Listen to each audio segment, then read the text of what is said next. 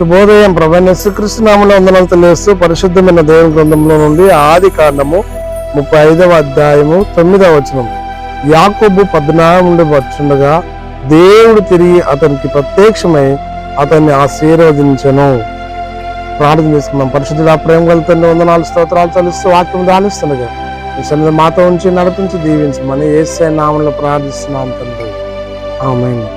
యాకోబు దేవుని యొక్క పేరుని కలిగినటువంటి వ్యక్తి ఉన్నాడు.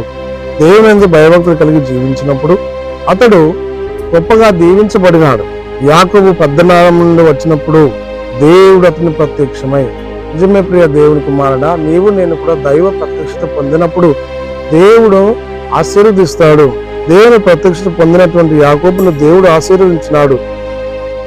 ఆ వాక్యంలో మనం గమనిస్తే అప్పుడు దేవుడు అతనితో, నీ పేరు యాకోబు, ఇక మీదట నీ పేరు యాకోబు అనబడదు, నీ పేరు ఇశ్రాయేల్ అని చెప్పి అతనికి ఇశ్రాయేల్ అనే పేరు పెట్టెను.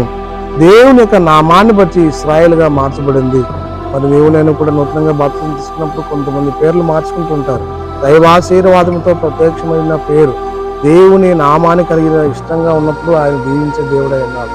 కాబట్టి యాకోబుని దీవించిన దేవుడు నిన్ను నన్ను దీవించి ఆశీర్వించే సమర్థులు. అలాంటి కృప పరిశుద్ధాత్మ దేవుడు తోడై నడిపించడం కాక ఆమేన్. మహోన్నత స్తుతి స్తోత్రాలు చెల్లిస్తూ వాక్యం దానించి దండిస్తున్నాం.